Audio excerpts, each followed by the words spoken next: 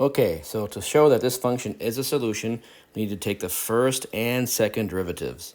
So for our first derivative, we have y prime equals -3 times the sine of 3x using the chain rule. And then for our second derivative, we're going to have a -9 times the cosine of 3x. So now to do the verification, we start with the left-hand side, which is y double prime plus 9 times y. And now we actually replace both of these. So y double prime we just found was -9 cosine of 3x.